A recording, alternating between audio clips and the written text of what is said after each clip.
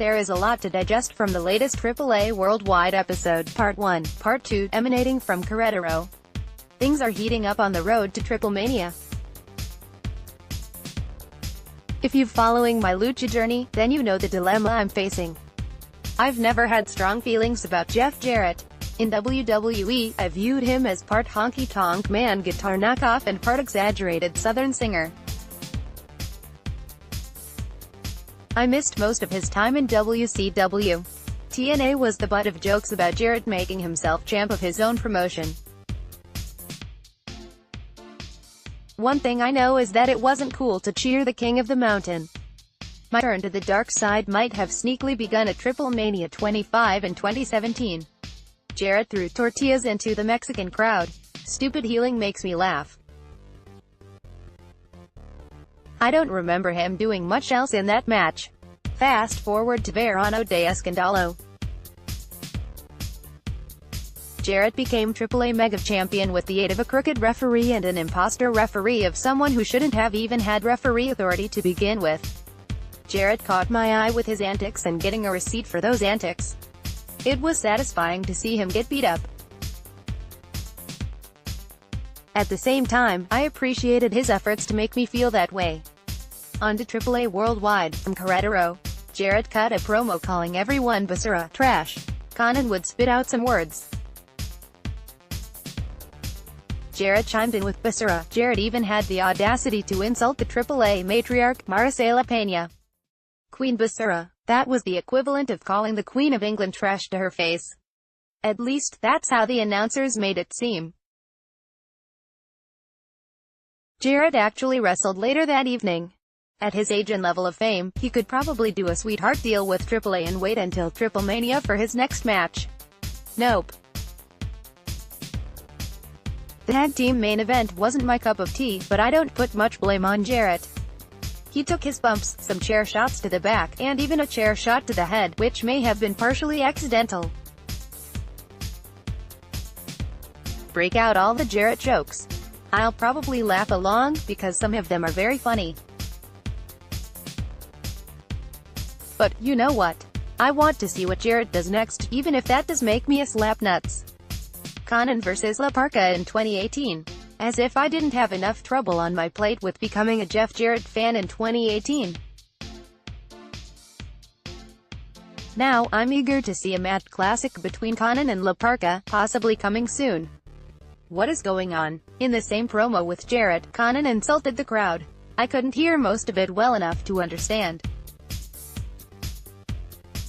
Conan also talked about how AAA has no leaders. Hit La Parka's music. This is Thriller Night, and no one's gonna save you from the beast about to strike. La Parka was the one Conan impersonated at Verano de Escandalo to crown Jarrett as Mega Campeonato. La Parka said he is AAA. Conan doesn't know loyalty. Conan left, criticizes here, and criticizes there, but he returns to AAA with his tail between his legs. Before Conan retires, La Parka is challenging him to a fight. Conan swelled up like he was going to throw down, then Jarrett and Juventud Guerrera attacked. The crooked ref, El Hijo de Torontes, even got in on the act. Los OGTs came to La Parka's rescue to chase away the bad guys. I don't know if Conan vs. La Parka will actually occur or if it will be a multi-luchador tag with Los OGTs and some of Conan's Mad members. Either way, it will be bad blood. Spectacle should be worth more than whatever wrestling moves they can chain together. It will be electric when Conan and La Parka have their first flurry of fisticuffs. Vampiro is retired, or is he? Time for everyone's favorite game. Work, shoot, shoot into a work. Vampiro had a picture-in-picture quick interview with the announcers. Vamp was in a neck brace. He has a fractured neck and will be in therapy for 8 to 9 months. Definitely, my life in the ring is over. I have no idea if this is story or legit. Claire cross slam on Vampiro at Verano de Escandalo looked painful. But, I don't see any current pictures of Vampiro in a neck brace. If the injury is real, then I wish Vampiro the best of luck on his recovery. If fake, then I look forward to the moment that Vampiro rips off the neck brace to beat someone up. This guy, sign me up for more of this guy. No context needed. He's a dude in a badass full mask who wore fake muscles padded in his t-shirt. What more could you want? For those that require context, Lady Shani was celebrating her trio's victory and pin of rival Fabi Apache. Abby sneak attacked, but Shani turned the tables. Shani was standing tall until that huge bull dude speared Shani. It was full force, not a patty cake tackle. The announcers called him Taurus. Fabi sat atop his shoulders with Shani's mask in hand to talk smack. There is also a subplot of Taurus being from the Elite Wrestling promotion. I haven't quite figured that story out yet. I'm not going to dig too deep because it looks like a AAA vs Elite show will be posted on YouTube eventually. I don't want to risk match spoilers. Luckily, the wait was not long to see Taurus in action, since I fired up both episodes of AAA Worldwide, from Queretaro back-to-back. Taurus wrestled in a trios match to open Part 2. He didn't get a lot of showcase, but he didn't do anything to discourage me either. Taurus is pretty big, so I'm not sure why his t-shirt was stuffed with muscles earlier. That's some bull. Taurus moved fairly well and had power to match his presence. I'm looking forward to Taurus' next fight. The return of El Measure Luchador. Jack is back. Jack Evans returned as a surprise luchador in trios action. He performed his usual flashy moves, including a break dance session. La Mascara kept stopping the action to tear off his own shirt and rip away his own pants. El Papi de Papis, Evans took his turn to do some groovy spinning. Evans wore an Elite t-shirt when teaming with Taurus, but there didn't seem to be much beyond that in regard to an Elite storyline. Other action, AAA splits up a show from one town into 2 episodes. I was a little behind last week on the review for Rey de Reyes and Verano de Escandalo, so we'll be all caught up now on their YouTube postings with Part 1 and Part 2 from Queretaro. Next week will be a fresh Part 1 from whichever city was next on tour. Part 1 from Queretaro. There was a sign in the crowd that said the equivalent of "Mom, I have no money for the rent because I went to the fights, Lady Maravilla, Starfire." I think she is worth keeping an eye on after her performance at that event. This was a decent little match at 9:40, with the fresh talent trying to make an impression. The first highlight was Aras with a flying double stomp to Lady Maravilla's stomach, who was bridged after dodging an attack. An explosion to Castigo. If I was in Maravilla's spot, you better believe there would have been an explosion. Cue a change of undies. Other highlights include Starfire with a muscle buster into a bridging pin, Lady Maravilla with a flying crossbody to the outside, and a springboard backflip to the outside by Dragon Bane. The match ended after Lady Maravilla executed a top rope Spanish fly for the pin and win. El Poder del Norte defeated Joe Leader, Hijo del Vikingo. Hey, Joe Leader. I remember him being an impressive suplex power man 7 or 8 years ago when I watched AAA on TV. Let's see how he looks in this match. Leader is a member of Los Perros del Mal. I didn't think they still existed after so many. Daga, Pentagon Jr., Taya, left AAA. Research time. I got nothing current. Maybe this will be a setup to bring a few members back to feud for Trios Gold with El Poder del Norte. In typical Trios fashion, the match, at 25:00, was all over the place. For Hijo del Vikingo, he was brutally blasted twice. First, his opponents caught his flying attack, then pressed him a few rows into the fan stands on 2 chairs. Later, they set Vikingo up for a missile dropkick stomp to that sensitive area between the butt and the private parts. Joe Leader looked alright. He was beefier than I remember. His high spot was a springboard backflip from the outside side of the second rope. That was one hefty load to come crashing down.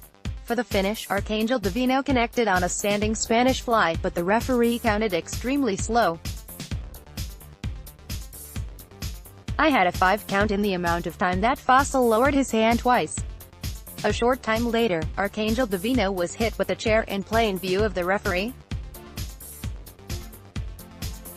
The pin came after a flying clothesline, powerbomb teamwork maneuver for the bad guys. I still haven't figured out the deal with that ref. He didn't seem overtly against the good guys. Maybe his ego is so large that he does things his way. Who cares what others think? Lady Shawnee, Nino Hamburguesa. Highlights include the rotund Nino Hamburguesa bowling ball his way onto La Parca Negra and Australian Suicide in the corner and Dinastia with a sweet corkscrew to the outside. The finish gave the spotlight to the Prime Ladies feud in AAA. After a suicide dive from Nino Hamburguesa squashed all the men, Lady Shawnee and Fabi Apache squared off. Fabi kicked out of a rolling pin, Shawnee kicked out of a DDT, Fabi did not kick out of a lung blower. Match to Shawnee's team. Part 2 from Queretaro. I think they finally removed Taya from the intro package. It only took 13 months. The show opened with a vignette of sorts. La Mascara was training in the ring gym, while Maximo entered late. Maximo was accompanied by Pimpinella Escarlata and another exotico. The three were being chismosos. A frustrated Mascara scolded Maximo. Enter Texano. Everyone was jabbering. I don't know what was said. I think the point might be to set up a tag team feud between La Mascara and Maximo against the champs, Texano and Rey Scorpion.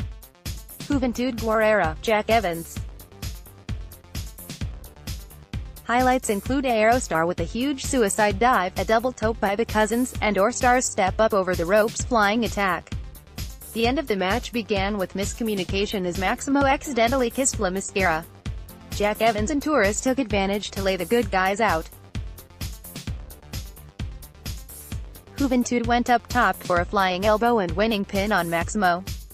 After the match, La Mascara was about to call it quits on Maximo. Aerostar stepped in to cool things down. La Mascara decided to give Maximo another chance. Los OGTs defeated Texano, Rey Scorpion. He was the star of this fight with flippy stuff and a backflip off the top of the ring post to the outside. The story was Golden Magic being a Technico and teaming with Rudos at 30-00. Texano and a Scorpion would get angry at Golden Magic whenever he took charge of the action. For the finish, Golden Magic hit a beautiful 450 splash. Texano stopped the ref from counting and proceeded to whip his partner with a bull rope. Some tubby savage associate of Rey Scorpion moonsaulted onto Golden Magic, then stole his mask. They left Golden Magic maskless and alone to be pinned. No DQ, Jeff Jarrett. Brawling and chair shots took up the majority of action for the first half. The finish wasn't too shabby though. Juventud Guerrera pulled the ref out of the ring before the count of 3. That led to the crooked ref, Tarantes, coming down to count for the Rudos. Before Tarantes could slap the mat thrice, the original ref pulled him out. Referee fight. Psycho Clown had a second win to superplex Juventud. Snap suplex to Jarrett. Tarantes charged the ring to fight Psycho Clown. That didn't go too well for Tarantes. In the flurry of action, Phantasma grabbed the guitar to smash Psycho Clown over the head. The winning pin provided the best moment of the evening. Phantasma jammed out on the broken guitar over Psycho Clown's head as the final 3 count took place. Phantasma grabbed Psycho Clown's mask to celebrate and touch tongue to tongue. It was as weird as it sounds. In the closing outdoor scene, La Mascara and Psycho Clown were grabbing transportation home. A third person walked up to put his suitcase in the trunk. It was Psycho Clown's current enemy, El Hijo del Fantasma. Psycho Clown told La Mascara to choose who would be sharing the ride. The car rolled out. Fade the camera back. It was Psycho Clown who was left stranded. His cousin picked Phantasma. This was a decent outing from Queretaro. AAA did a good job of building the fire for some feuds. I'm interested in El Hijo del Fantasma vs Psycho Clown, Conan vs La Parka, Lady Shani vs Fabi Apache, Golden Magic at partner against Texano and Rhea Scorpion, and Joe Leader vs El Poder del Norte. That is quite a list for such a short period of time. It goes to show how much effort has been put into advanced stories and feuds. I'm a little confused about MAD membership.